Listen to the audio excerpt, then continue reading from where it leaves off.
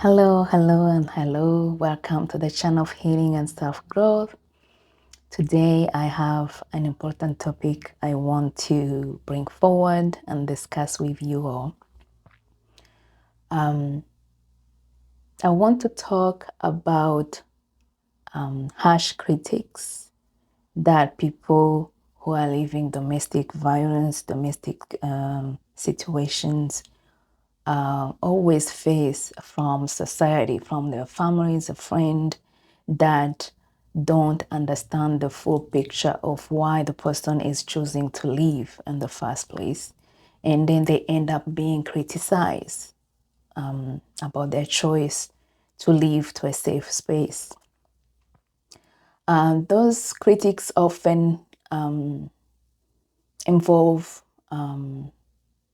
blames, whereby you hear, especially from people that are close to you, talking to you about how they want you in the first place to not get involved with this person or that person. And they're like, oh, we told you, we will seeing all the red flags and blah, blah, blah.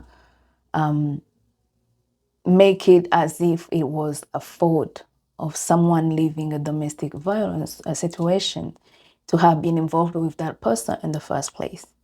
However, we tend to forget that there is multiple reasons why people choose wrong people, even if they might know that those people might be wrong for them in the first place.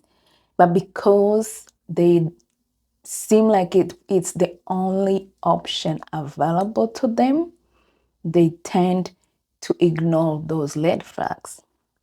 For instance, we all know that the society today tend to focus on beauty and money.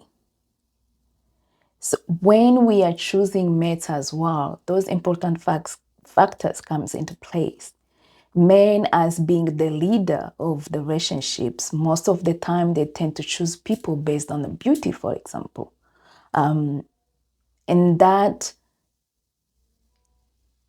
makes a lot of women that are not in the beauty standard of the world staying behind, not finding the right partner, for example, because they don't fit in that beauty standard.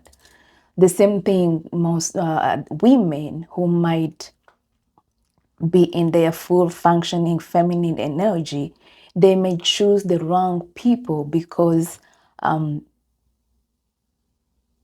they are looking for someone who can provide for them economically. And they tend to ignore red flags, for example, just because they see this person economically safe to be with, that he will be able to provide, and probably thinking that along the way they can change this person when they are living with them. The other reason people tend to choose the wrong people, especially for women, it's because of the demographic. Generally speaking, we know that women were more than men, and most of the time women have no limited choices to choose their partners because of that specific reason. And when they have option available, most of the time those options are very limited. So if you have a limitation of availability of potential partners that can come to you, you choose who comes to you because that's what you're seeing. That's what is available. And you're hoping for the best, that if you both are mature and you are in the same,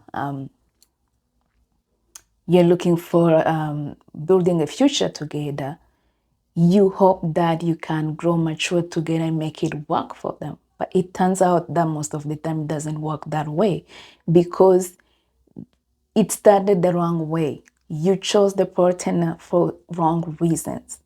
But because you will not in a position to have that multiple options to choose from, it set you in a position to be to fail, even if you didn't want to, just because you had the wrong partner from the start.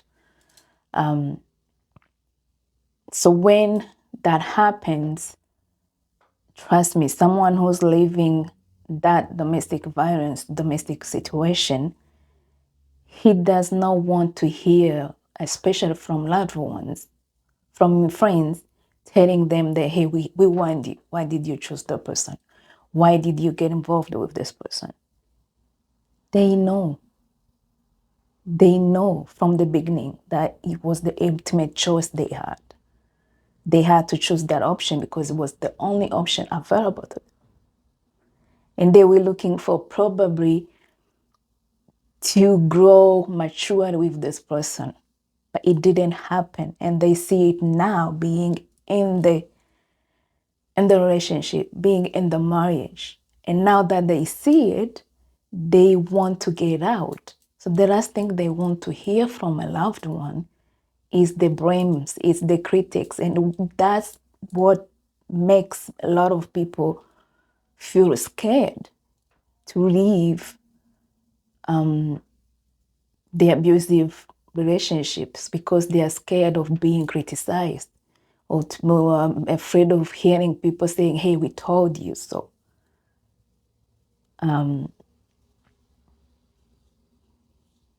So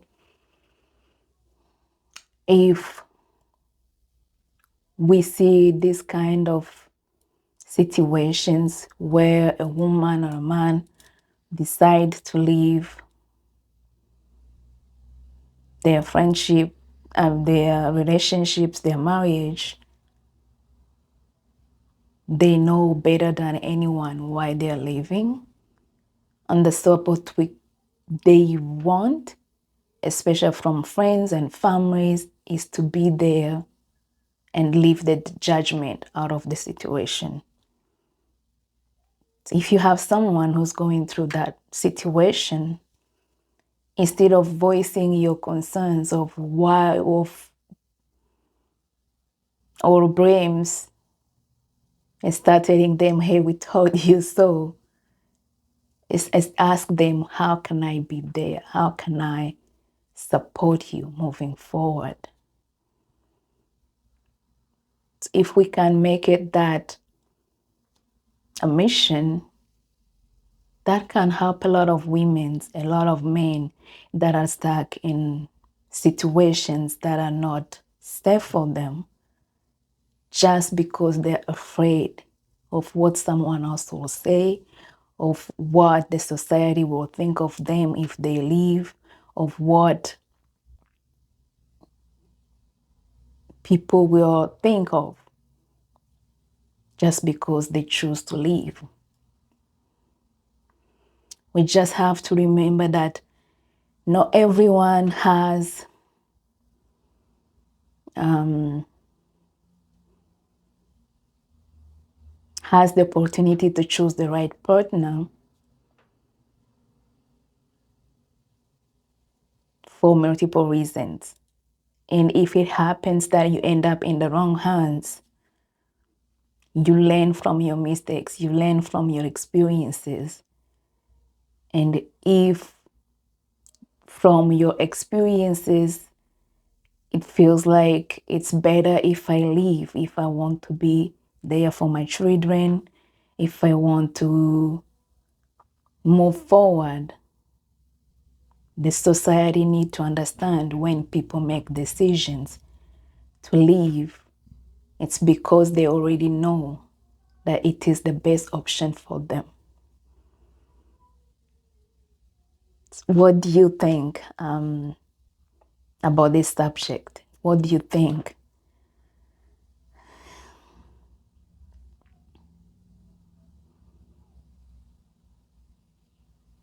about the harsh critics people face when they are leaving domestic situations?